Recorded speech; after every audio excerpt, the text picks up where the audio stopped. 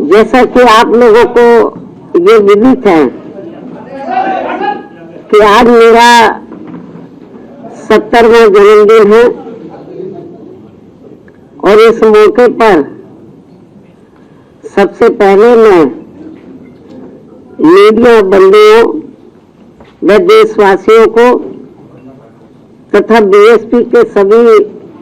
छोटे बड़े पदाधिकारियों, कार्यकर्ताओं एवं शुभ चिंतकों आदि को भी नव वर्ष सन 2026 की हार्दिक बधाई एवं शुभकामनाएं देती हूँ। साथ ही साथ ये नव वर्ष ये सभी की जिंदगी में अपार तरक्की व खुशहाली आदि लाए, कुदरत से ये भी कामना करती हूँ। इसके साथ ही अब मैं अपने जन्मदिन के संबंध में ये कहना चाहूंगी कि नव वर्ष के पहले महीने में ही आज के दिन अर्थात दिनांक 15 जनवरी को पूरे देश भर में बीएसपी के लोग मेरा जन्मदिन पार्टी व मूवमेंट के हित में इसे जन कल्याणकारी दिवस के रूप में बहुत ही सादगी के साथ मनाते हैं। और इस मौके पर पार्टी के वरिष्ठ लोग खासकर आम जनहित से जुड़ी उन जन कल्याणकारी योजनाओं के बारे में बताते हैं जिन्हें यहाँ यूपी में बीएसपी की 4 बार मेरे नेतृत्व में रही सरकार में शुरू किया गया था तथा उन्हें कांग्रेस, बीजेपी व अन्य विरोधी पार्टियों की सरकारों की तरह अधिकांश सरकारी कागजों में ही दर्ज करा के नहीं छोड़ दिया था, बल्कि जमीनी हकीकत में भी लागू करके दिखाया था, जिनसे फिर यूपी में सर्व समाज में से विशेषकर गरीबों, मजदूरों, बेरोजगारों, किसानों, व्यापारियों, कर्मचारियों, युवाओं, महिलाओं, छात्रों व अन्य मेहनतकश लोगों के साथ साथ यहाँ दलितों, आदिवासियों, पिछड़े वर्गों, मुस्लिम एवं अन्य धार्मिक अल्पसंख्यक समाज के लोगों की भी स्थिति में काफी सुधार आया है। और अब अपने राजनीतिक लाभ के लिए उनमें से कुछ योजनाओं की नकल करके केंद्र व राज्यों की भी सरकारें इनका नाम व थोड़ा स्वरूप आदि बदलकर इन्हें चला भी रही है। लेकिन ये भी सच है कि उनके प्रति इनकी नीयत व सोच सही नहीं होने की वजह से इन पार्टियों की सरकारें इन्हें कोई खास लाभ नहीं दे पा रही है। इसके साथ साथ यह मैं ये भी बताना चाहती हूँ कि हमारी पार्टी की रही सरकार द्वारा जिन लोगों के हित व कल्याण के लिए यहाँ असंख्य जन कल्याणकारी योजनाएं शुरू की गई हैं, जैसे इन्हें काफी लाभ पहुंचा है, उन्हें हमेशा लोगों के दिल व दिमाग में बरकरार बनाए रखने व साथ ही उनमें बीएसपी के प्रति आस्था व निष्ठा आदि बनाए रखने के लिए भी पार्टी व आम जनहित में हर वर्ष की तरह इस वर्ष भी पूरे देश भर में आज मेरा जन्मदिन जन कल्याणकारी दिवस के रूप में मनाया जा रहा है, जिसके लिए मैं पार्टी के सभी लोगों का हार्दिक दिल से आभार प्रकट करती हूँ। साथ ही हमेशा की तरह आज भी मैं अपने जन्मदिन के मौके पर ये बताना जरूरी समझती हूँ कि हमारी पार्टी की रही सरकार ने देश में समय समय पर दलित एवं अन्य उपेक्षित वर्गों में जन्मे हमारे महान संतों, गुरुओं व महापुरुषों में भी खासकर महात्मा ज्योतिराव फूले, श्री छत्रपति शाहू जी महाराज, श्री नारायण गुरु, बाबा साहब डॉक्टर भीमराव अम्बेडकर एवं मान्यवर श्री कांशीराम जी आदि को भी विभिन्न स्तर पर पूरा आदर सम्मान दिया है। और इनके नाम पर यहाँ अनेकों भव्य व ऐतिहासिक स्थल बनाए गए हैं तथा इनकी विशाल प्रतिमाएं लगाई गई हैं। साथ ही जनहित में अनेकों विशाल पार्क व गार्डन आदि भी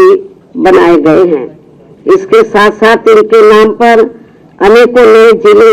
बनाए गए हैं तथा आम जनहित के लिए असंख्य योजनाएं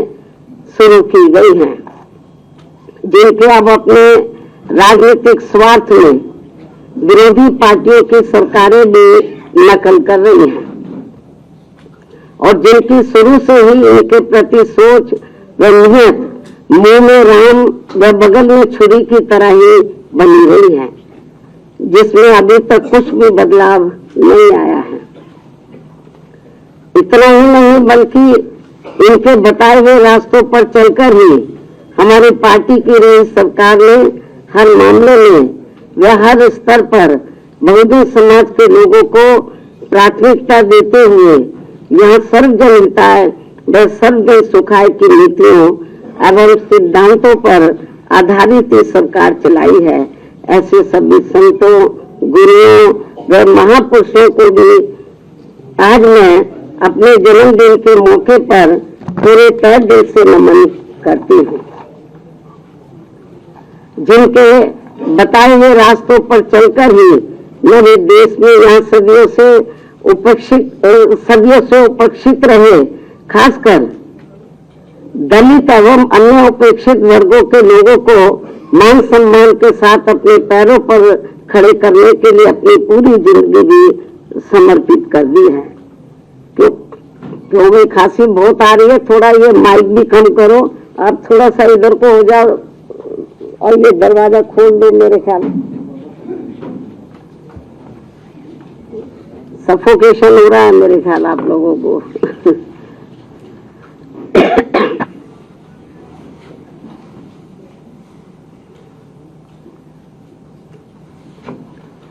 मैं आपको बता रही थी अभी जो हमारे संत गुरु और महापुरुष हुए हैं, जिन्होंने इस देश के खास तौर से दलित एवं जो अन्य वीकर सेक्शन के लोग हैं उनको पैरों पर खड़ा करने के लिए अपनी जिंदगी पूरी समर्पित कर दी है, तो उनको मैं नतमस्तक करती हूँ, नमन करती हूँ। जिनके बताए हुए रास्तों पर चलकर ही मैंने देश में यहाँ सदियों से उपेक्षित रहे, खासकर दलित एवं अन्य उपेक्षित वर्गों के लोगों को मान सम्मान के साथ अपने पैरों पर खड़े करने के लिए अपनी पूरी जिंदगी भी समर्पित कर दी है। और जब तक मैं जिंदा रहूंगी और यदि अभी तक की तरह मेरा स्वास्थ्य भी बराबर ठीक बना रहता है, तो तब तक मेरा इन वर्गों के हित व कल्याण के लिए निरंतर प्रयास व संघर्ष आदि जारी रहेगा। और इस मामले में ना तो मैं कभी झुकने वाली हूँ तथा ना ही कभी किसी के दबाव व लालच आदि में आकर अपनी पार्टी की मूवमेंट से पीछे हटने वाली हूँ, जिसके लिए बीएसपी के जन्मदाता एवं संस्थापक मान्यवर श्री कांशीराम जी ने अपनी पूरी जिंदगी समर्पित कर दी है। इतना ही नहीं बल्कि इन्होंने अपने जीते जी हर मामले में मुझ पर पूरा भरोसा करके व मुझे अपना एकमात्र उत्तराधिकारी बनाकर इस पार्टी की संपूर्ण जिम्मेवारी भी मेरे कंधों पर सौंप दी है, जिसे मैं अपने जीते जी किसी भी कीमत पर पीछे नहीं जाने दूंगी, बशर्ते ईवीएम हमारी मुश्किलें और ज्यादा ना बढ़ाता रहे। ये मैं अपनी पार्टी के लोगों को विश्वास दिलाना चाहती हूँ, लेकिन इसके लिए मैं उनसे पार्टी को हर स्तर पर पूरा सहयोग करने की भी पुरजोर अपील करती हूँ। वैसे मुझे पूरा भरोसा है कि इस मामले में पार्टी के लोग मुझे कतई भी निराश नहीं करेंगे। इसके साथ साथ यहाँ मैं ये भी कहना चाहूंगी कि पार्टी द्वारा हर वर्ष इनके मूवमेंट को आगे बढ़ाने के लिए विभिन्न स्तर पर जो भी प्रयास किए गए हैं और इस दौरान जो भी उतार चढ़ाव आए हैं तथा विरोधियों द्वारा बीएसपी को कमजोर करने के लिए जो भी षड्यंत्र रचे गए हैं, तो इस सब का पिछले एक वर्ष का पूरा लेखा जोखा मेरे हर वर्ष आज के ही दिन अर्थात मेरे जन्मदिन के मौके पर जारी होने वाली पुस्तक मेरे संघर्षमय जीवन एवं बीएसपी मूवमेंट का सफरनामा में हिंदी व अंग्रेजी में वर्णित कर दिया जाता है, जो फिर ये पुस्तक पार्टी में विशेष कर नए जुड़े लोगों के साथ साथ वर्तमान युवा पीढ़ी व आगे आने वाली पीढ़ी के लिए भी पार्टी व मूवमेंट के हित में उन्हें सही मार्गदर्शन व प्रेरणा आदि देने का ये अति महत्वपूर्ण कार्य करेगी, जिसका 21वें हिंदी व अंग्रेजी संस्करण का मैं विमोचन करूं। लेकिन उससे पहले मैं मीडिया के माध्यम से पार्टी के लोगों को सावधानी के तौर पर ये बताना जरूरी समझती हूँ कि देश में पार्टी की मूवमेंट को आगे बढ़ने से रोकने व कमजोर करने के लिए पिछले कुछ वर्षों से यहाँ कांग्रेस, बीजेपी व अन्य जातिवादी पार्टियां आए दिन किस्म किस्म के साम, दाम, दंड भेद आदि अनेकों हथकंडे इस्तेमाल करती रहती हैं, जिनका सही व समय से मुंह तोड़ जवाब देकर वे हर प्रकार की सावधानी बरतते हुए ही अपनी पार्टी के लोगों को पूरे देश में बीएसपी को हर स्तर पर मजबूत बनाना है और खासकर आबादी के हिसाब से देश के सबसे बड़े प्रदेश से यूपी में फिर से यहाँ अपनी पार्टी बीएसपी को सत्ता में लाना भी बहुत जरूरी है। हालांकि इस संदर्भ में काफी कुछ विस्तार से जानकारी मैंने दिनांक 9 अक्टूबर सन 2025 को बीएसपी के जन्मदाता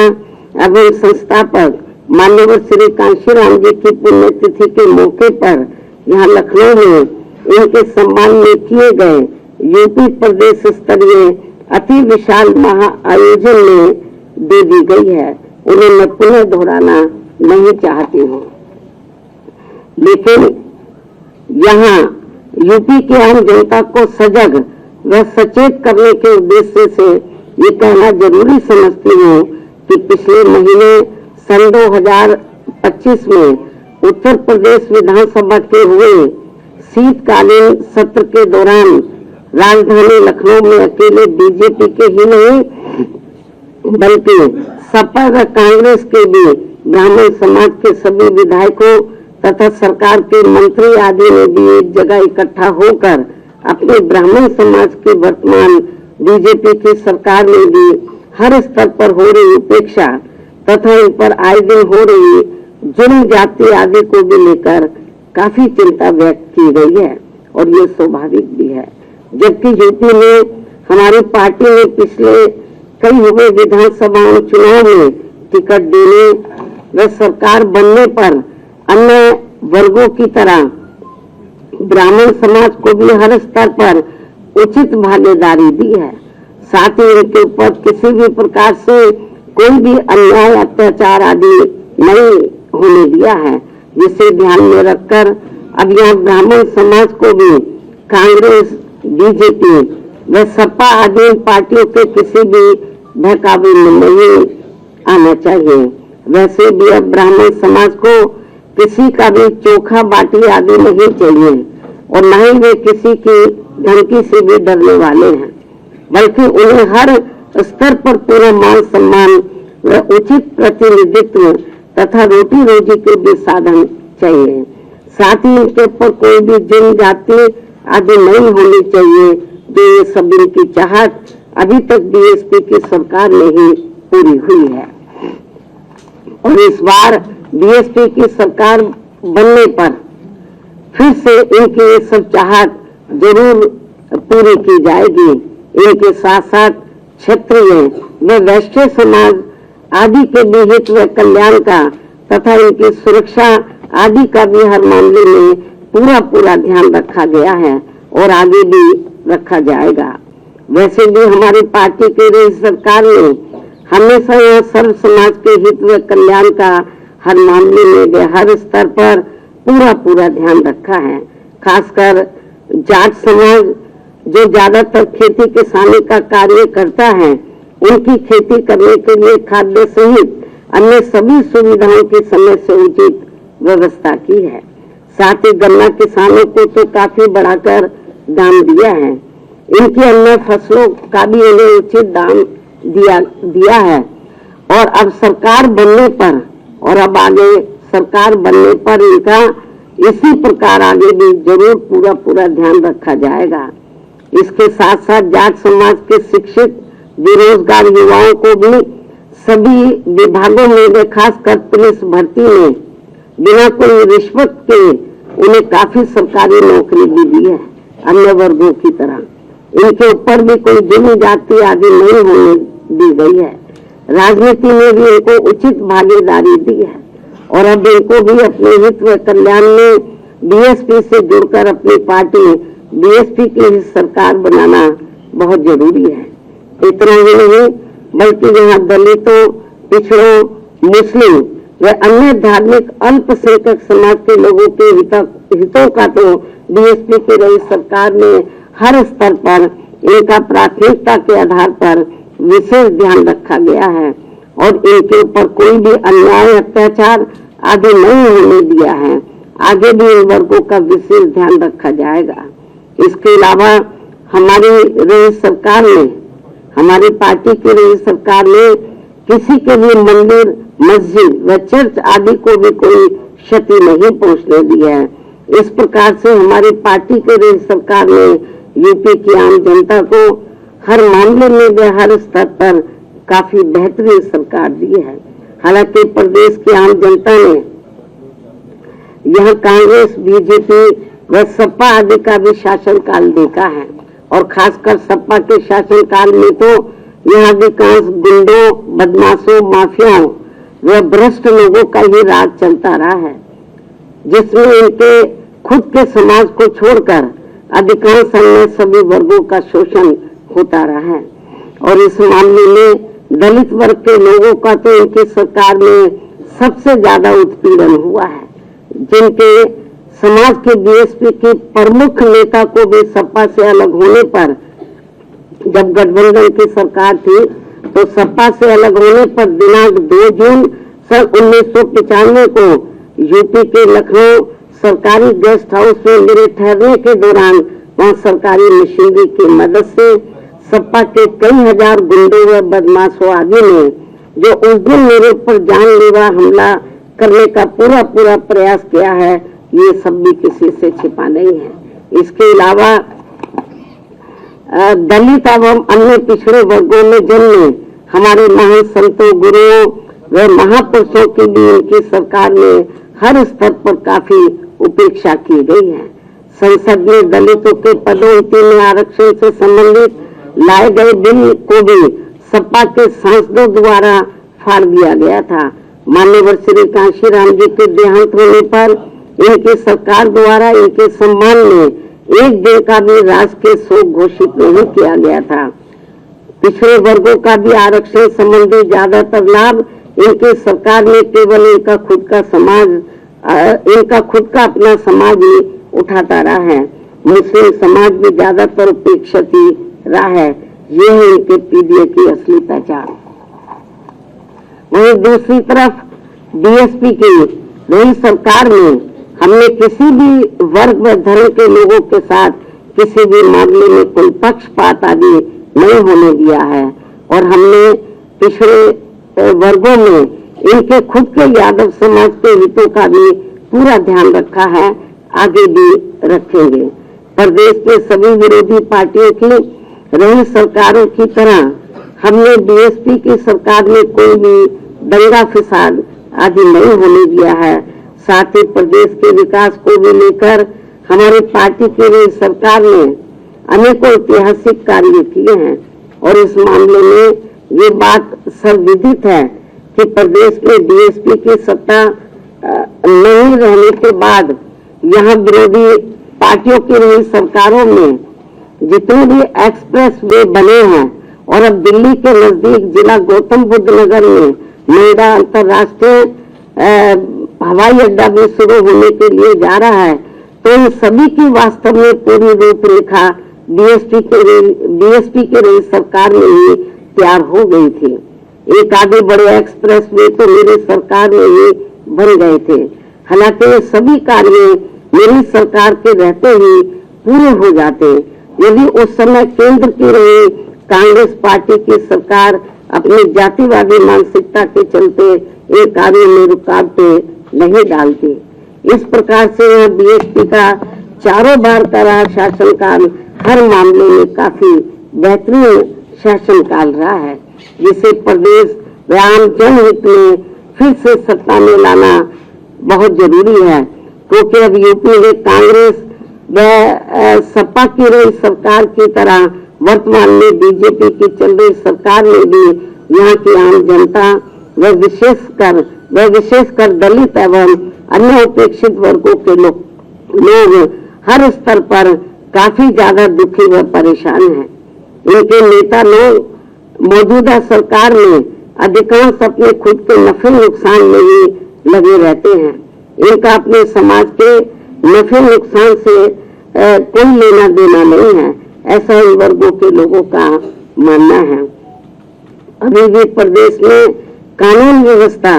सपा की रही सरकार की तरह काफी बिगड़ी हुई है। सरकार को बिना पक्षपात के काफी सख्ती करने की जरूरत है।